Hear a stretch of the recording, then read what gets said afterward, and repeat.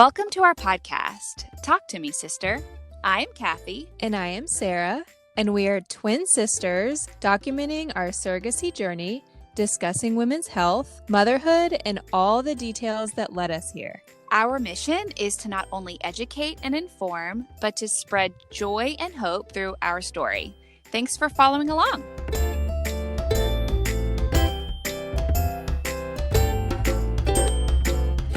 Hey guys, today we're doing a personal episode about us being twins. This was highly requested. Being a twin is so fun, and we've always gotten so many questions about twin life. We wouldn't have it any other way, really. Yeah, we don't know it any other way. So it's fun to sit down and be like, oh, let's answer these questions. So true. It's been a blast our whole life, but would we prefer to be identical? I don't know. We're fraternal. I guess we could have played so many more tricks on people, so that would have been fun. But we're fraternal twins. We are a lot alike, but also we're very different. We're going to get into some questions here in a second that people have asked us, talk about growing up as twins and all those fun things. But I guess first, we're going to tell you some fun facts about twins. Yes, but to answer your question, I don't think I would have preferred to be identical. Because Same. I know identical twins, especially girls. Do you? Who? Yeah. Do I know them? Yeah, I'll tell you off the air. Oh, okay. Okay. I'm just going to say, I have found that they have a harder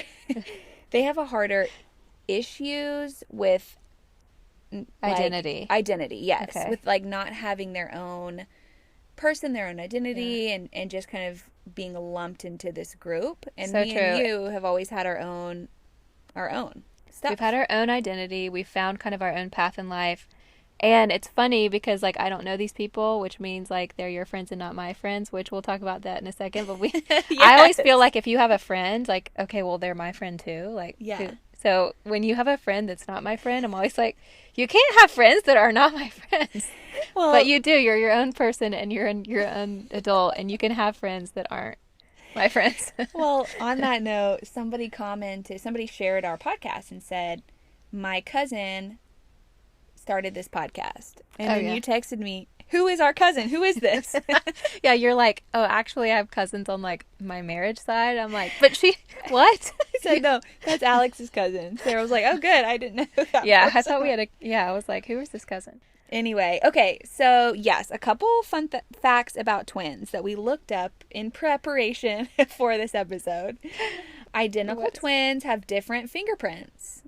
That makes sense to me, but I think that's really interesting because everything else about them is identical. Yeah, even down to their exact DNA. So I want to also say the science of it. So identical twins are pretty much one egg, one sperm, and they split into two separate people.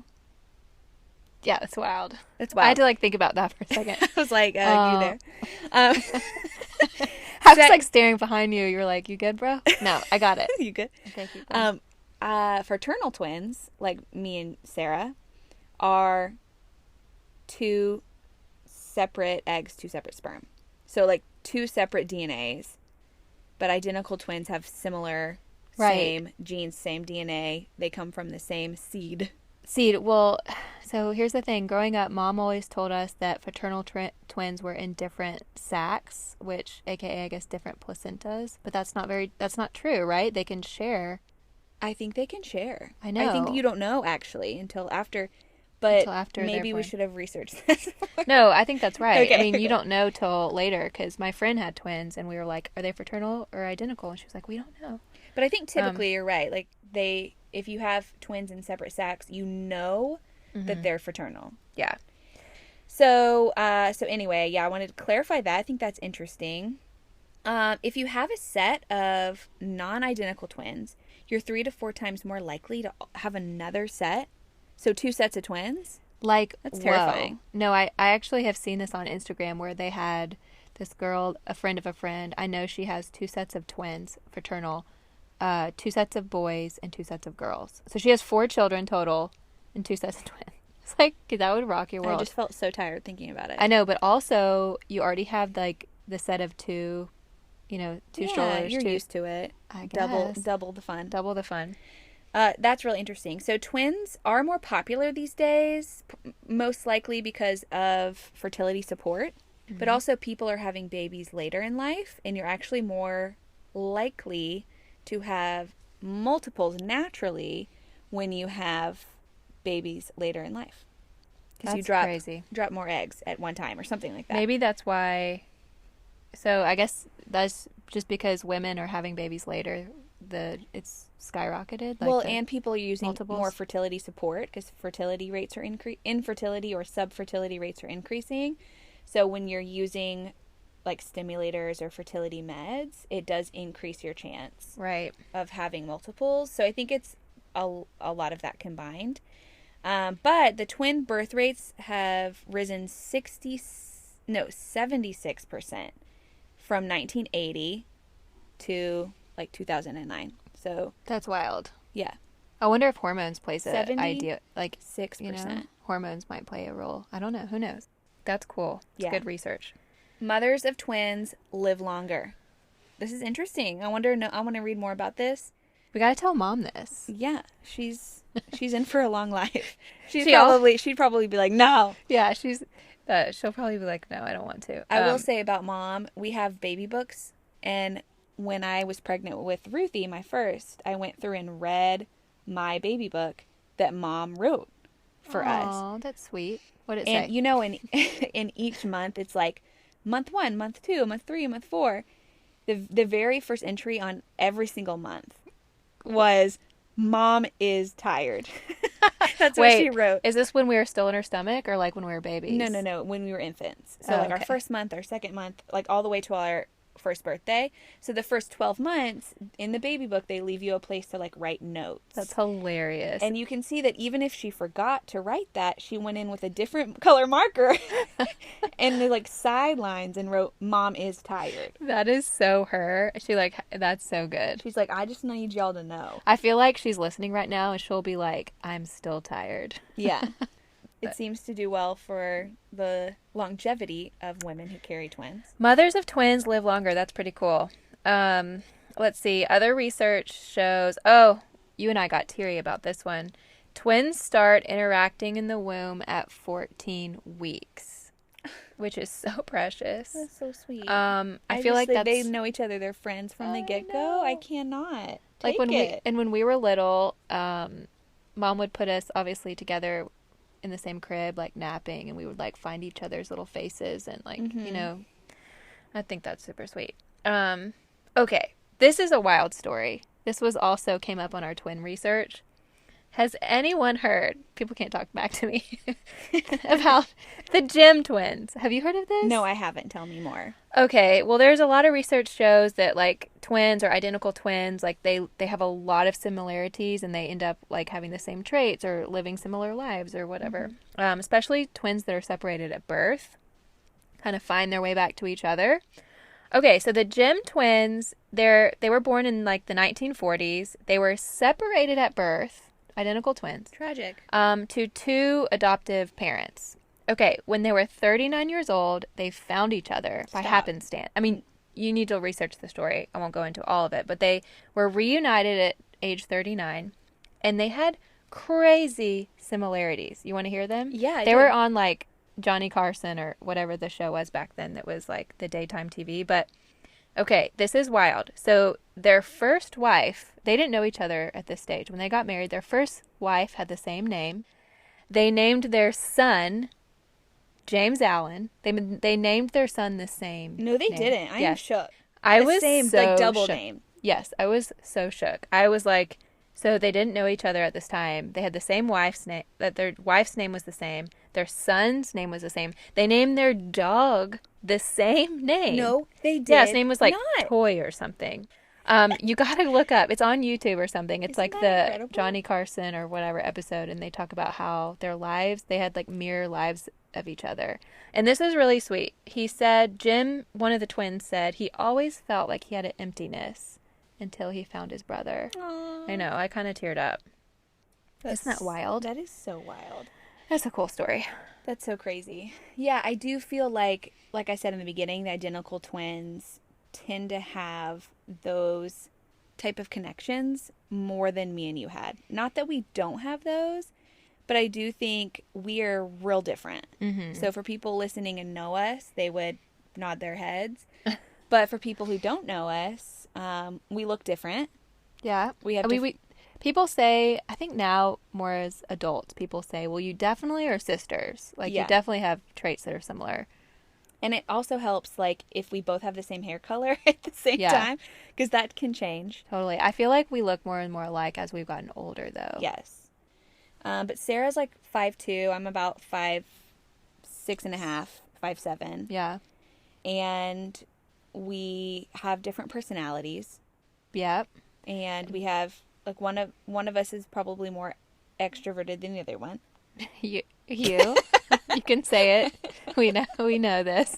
So I will say, when we were little, like, I was like mute. Something was wrong with me. I was like mute till I was like 5 for some reason. Yeah, that's true. I was like, I'm not going to talk to you. I'm reserved. Cathey can talk for me. But I will say our personalities have probably gravitated more in line with each other as we've become adults and mothers. Yes. And into our adulthood. But when we were children in our growing up years, we were even more different for some reason. Totally. And I think we mother the same.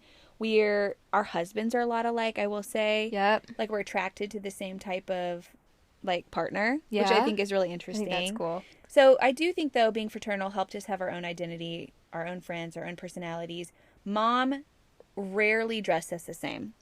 Yeah. We don't see pictures of us dressed the same. I mean, past the age of, like, maybe 2 or 3. Like, we have some of those framed portraits where we're like, Mom dressed us the same. Yeah, but Anna's also in those dresses. Our older like sister. It's like the 3 of us are all dressed. That's true. And I feel like even growing up, like, middle school, elementary school, like, Mom did a really good job of, like, and Dad, like, just praising our different gifts, you know? Mm-hmm. And we were, like, we had to be okay with the fact that we were different and, like, you know, that was a good thing. Yeah, like, I really showed a passion for art and, like, the creative things, and you were really good at track and, like, were more athletic, and it was, like, okay that, like, we didn't share those strengths. Mm-hmm. And I think it was, like, important for us to, like, kind of find our strengths aside from each other. Because when we were little, like, we wanted to do everything together. And if, like, you did it first, I was like, okay, I'm on board. Yeah. And I think, too, this is good advice for parents who have twins. Because I think it does feel easier. It was probably easier for both of us to sign up for gymnastics. But, like, I didn't like gymnastics. I wasn't good at gymnastics. I am clumsy. I had literally size 9 feet in elementary school. Why did your feet grow so they're long? still the same size. I'm still looking at our feet together, and I'm like, I don't know, but they were literally, so Sarah was, like, small and strong and great at gymnastics, and I wanted to horseback ride, you know, and I don't ever remember them just clumping us into the same classes, and I think that was really helpful, too. Gosh, yes, I forgot you rode horses, and that was so cool, and I love to come watch you. But that was such a passion you had, and I'm so glad that Mom was like, Cathey is really good at this, and she loves to ride horses. Like, we're going to make sure that she gets to do that. Yeah. And you got to stick with gymnastics, and you do your own thing. And so I think it's good advice. It's like, I think it's easier with alternate gender twins, like a male twin and a female twin. Of course, they're going to have their own interest in different pathways, and they're going to naturally have different friends. But with 2 of the same gender twins, it's easy to probably clump them together. But we dressed different. Mom never tried to make us fit this mold. Mm-hmm. So I think that's good advice, because I do think that was a benefit to us and has helped us have our own stories. I totally agree. Way to go, Mom. She's patting herself on the back right now. Hey guys, we are excited to share with you our new partnership with Your Superfoods. Not only do they have great tasting product, but they are on a mission to help improve people's health through the power of plants. I fell in love with their superfood and plant protein mixes after I was diagnosed and started my lifestyle change. One of the founders is also a cancer survivor, which is why I came across their story. I make a ton of smoothies, and my daughter Charlotte loves them too. Your Superfoods is 100% plant-based, no sweeteners, no soy, no dairy, gluten-free, and non-GMO. So you can purchase with our code SISTER15 and you will receive 15% off your purchase. Any purchase, not just your first one. So go to yoursuper.com and use the code SISTER15, SISTER15 for 15% off your order. Go grab your superfoods.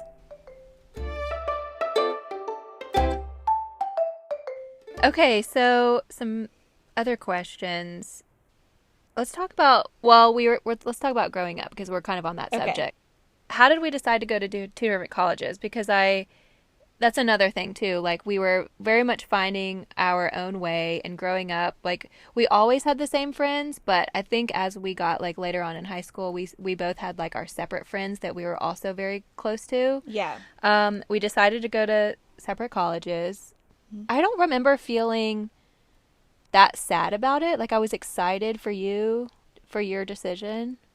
I feel like, I don't know. What do you remember feeling? I was just sitting here trying to remember. I remember feeling sad that we weren't going to be together, but it wasn't like we were connected at the hip anyway. Like you said, we had different friend groups and different passions, and I got into a college I went to specifically their nutrition program. Mm-hmm.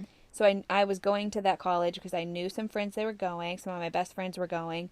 But also they had a nutrition program. So I was like, well, I'm not going to make my decision based on Sarah. Yeah. And so I remember that being a loss, but it was like any kind of loss. It was like, I'm leaving my family. Like how you feel when you go to college and you're like saying goodbye to your mom and dad. Yeah. I felt like that was just going to be I felt like it was a natural thing for us to go do our own thing. And we were both going to SEC school, so I knew we would see each other because you had friends going to Alabama, I had friends going to Ole Miss. But we weren't used to sleeping in the same room like our whole life. Oh, yeah. Our whole life Mom had put us in a room together, which was like so funny and hilarious. So fun. We shared a room until high school. Yeah, because when we moved into our new house, we had separate rooms. So I feel like when we went to school, it's not like we were I was having you in my room like till the day we were 18 years old. We had kind of our separate identities in separate rooms. And I will say, I told this to somebody the other day and I couldn't believe it. But all through high school, we shared a cell phone and we shared a car. Oh yeah, I totally remember the car. So we shared a cell phone and shared a car. And someone was like, well, how did that work? Like, didn't you have like your boyfriend call and things like that? And I was like, yeah, I'm pretty sure Sarah was just like, Alex is on the phone, you know? I'd be like, Alex has texted you way too many times. I'm trying to. And then we also still had landlines in that time and era. Okay, let's preface this because this is going to like age us, but text message had like literally just come out. Yeah. So we weren't really, Dad didn't want to pay for text or something. Probably. So we definitely shared the phone. I remember you would have sport. I was just like, athletics, I'm out. Yeah. Like you played soccer. I know, but by the time I was like spring of senior year, it was like, I'm so over it. So, but you stayed after school and did sports, and I would take the car, or like Richard would drive me home or something. Yeah, I can't remember. Richard, we shared so well. We did share well because we were used to sharing things. So I want to tell the college story really quick. Okay, what I don't remember. What are you about to say? Cathey went to Alabama. I went to Ole Miss, and like halfway, maybe like a month into us being at college in the fall, I was like, I'm kind of like, Cathey you lived with like 3 of our really good friends. And I was like, they look like they're having so much fun. I was really starting to miss you. I was like over it. I just wanted a break, and I missed you. So I hitchhiked. This is like my God. This is actually, you shouldn't do this at this day and age, but you didn't really hitchhike though. Let's clarify. Okay, well, I found some random people I didn't know that were going to Alabama for the weekend. I think that's hitchhiking.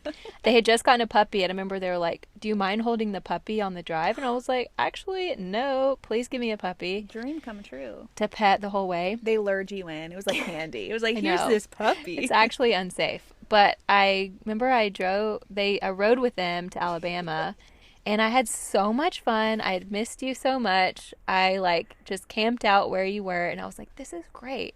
And then Sunday rolled around and they texted me. They were like, hey, Sarah, just checking. Do you need a ride back to Oxford? And I was like, I'm good. I think I'm just going to stay here for a while.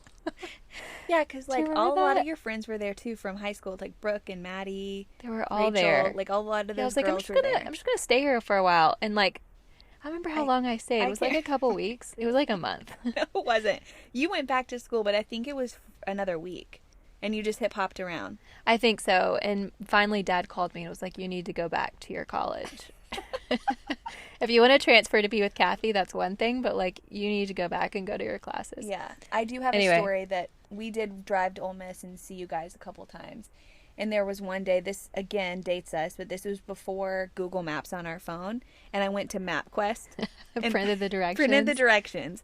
Huh? And I drove an hour and a half in the wrong direction.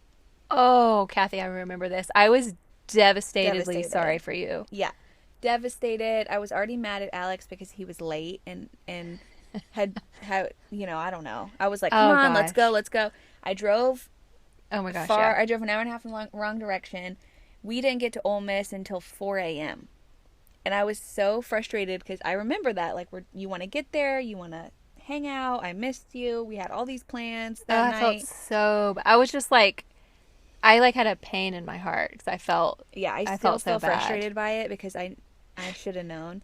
But also, life was hard. I can't read a map. What am I supposed to do? You should have had a good co-pilot helping you. Were you the one driving? I can't remember. I was driving, and I think Kylie was with me, and she was scared to... She could tell I was fuming, and she was like, you want me to drive? And I was like, no! Oh my gosh. Don't mess with Cathey when she's road raging. Anyway, we got there. We had a great time. So funny. We survived it. We survived the MapQuest days. Oh, good times. Okay, well... Let's talk about our differences. You mentioned the Enneagram. I feel like you're a very Enneagram person. I just recently took that test because you told me to. Yeah, I forced Sarah to take it. Well, since we've been working together more closely, I was like, I need to know everything about you. Well, number one, Enneagram is a personality test. You had guessed what I was. I had guessed what she was, yeah. Well, because obviously. You and Alex are very similar. Mm-hmm. So Sarah and my husband have very similar tendencies and personalities, and so I could kind of guess that way.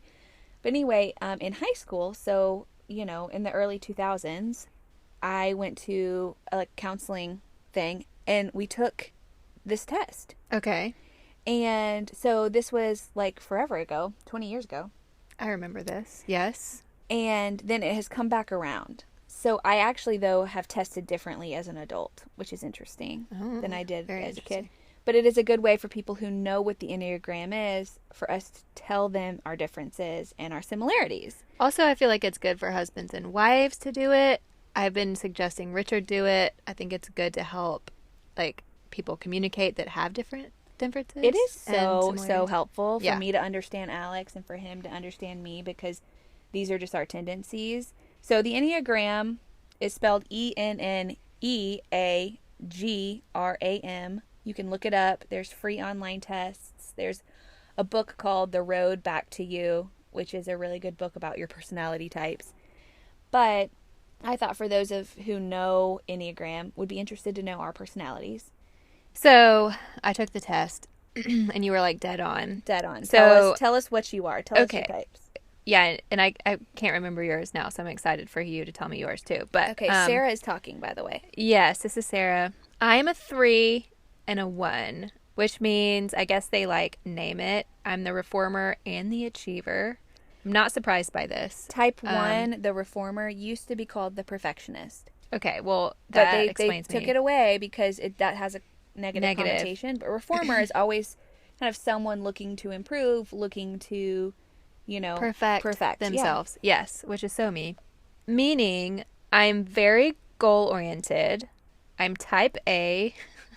Also kind of feels like has a negative connotation. But I'm an overachiever. This is so true. I care what people think. I hate to admit this, but I really do. And I've been that way since I was little. But I care what people think. I'm also adaptable, which I think that's not a bad thing. I'm adaptable in my circumstances. I'm energetic. I like to plan. I like to be in control. I know Richard's laughing listening to this. And I'm very driven.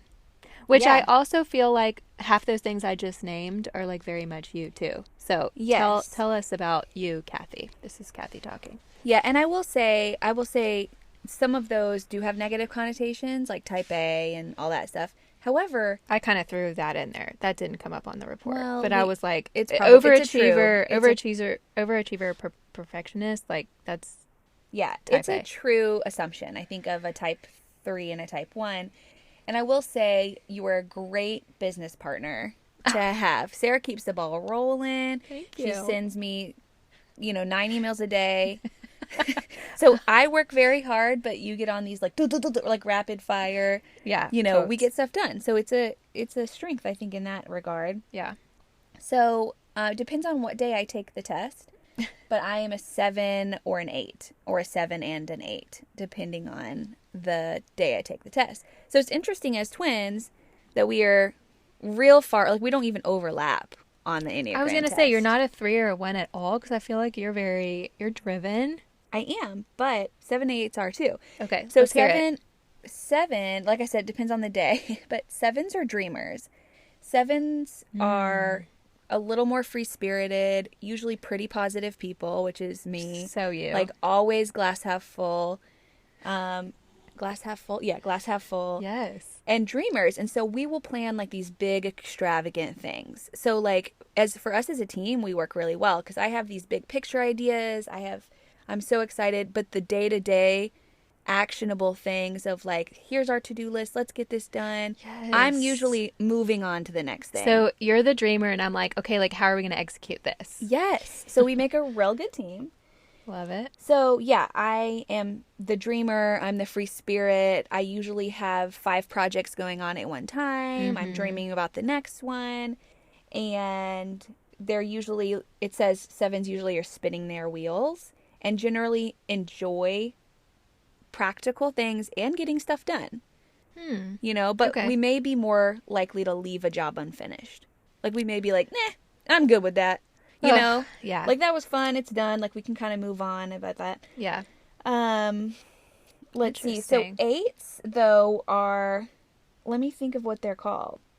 8s are a little more, we're a little more hard-headed. Okay. I'm like, don't get in an argument with me. I'm going to stand my ground. Yeah. That's so you. We'll put our Enneagram types down there. Yeah. I'm like, don't mess with me. Like if we're sitting at a dinner table and someone's like, who wants to order first? I'm going to be like, me. I'm just like, I'm not going to wait for you. Yeah, totes. And you're like, I feel like for sure you've been like this since you were little. It's like, if you go up against you, like you're probably going to win the battle. Mm-hmm. Yeah. So it says, and that's a good quality. It's a good quality sometimes. It's hard to get in an argument with me. Yeah, I'm just like, okay, Cathey, sure. Whatever you think. It said 8s are self-confident, strong, and assertive. Protective, resourceful, straight talkers, and decisive. Mm-hmm. So like on a group text where they're like, hey, where do you guys want to go to dinner? And all these people are like, I don't care. Yes. I'm going to be like, we're going to nachos. Yes, y'all love make it. your mind up. Which honestly, Alex probably loves that. Right? Does he love that you're like, or is he just like, okay, you always get what you want? No, I don't always get what I want. It's such an 8 for me to say that. I think that he likes it. We should ask him. Let's ask him. I can't wait to have them on the podcast. Okay. I think it helps that I have a 7 because also I have this free spirit in me. So it's like certain things will fire me up and certain things I will be decisive over. Mm-hmm. But also I can be flexible. I think some 8s are not super flexible. Right. But I think that if something changes quickly, like he has a harder time adapting than me because of my 7. That's why I feel like you have a little bit of a 3 because you are adaptable and we're also both confident. So yeah. I know that didn't come up on your report, but I feel like you might have a tiny bit of that in there. But I could totally see why you're a 7 and an 8. And I think that's why we work good together because you kind of can be a little bit looser, help me see, bigger picture and like, I don't know, like a strong, direct yeah voice. And then I'm like more let's get it done. I don't know. Detail oriented. Detail oriented. You're seeing things like tasks, and you're good at that. Yeah, I think we make a good team. So it's interesting, despite our very similar upbringings, the nature versus the nurture, discussion of like we had the exact same upbringing, school experience, friends, tragedies, traumas. Like we had the exact same path, and we have these different personality differences. That's why I feel like, too, with identical twins, like, yes, they look alike and they have that identity barrier, but their personalities often are very different. So I think that was good parenting advice you gave earlier about celebrating their differences, celebrating their personality differences. Okay. Before we wrap up here, we got some questions from the viewers. Mm-hmm. From the listeners. No, listeners. Viewers on Instagram. Oh, they did our poll. Okay. We have viewers and listeners, guys. Okay. First question, can we read each other's minds? I feel like you were looking at me like... We just tried. I think I did. I think you were saying sometimes. I was. I feel like we finish each other's sentences probably even more than other people. We know what each other's worrying about. Like you could look at me and say, oh, we need to, and I'll be like, I already got it. Yes. Like you could say like 2 words and I will know what you're trying to ask me and I'll answer the question. 100%. So I feel like that's, and probably some close friends that are really close do that. But yeah, I feel like you could just like give me a look and I'll be like, I know what she's trying to say. Yeah. So I think in that regard, but actually we do not have the gift of telepathy. I wish that was a real thing. And maybe it is. I remember in chemistry class, we used to like touch fingers and try to pass answers to each other. Do you remember that? Yes. It never worked. But anyways, okay. Do we have the same taste in men? I want to say like probably. I think so. We mentioned this just a little bit ago.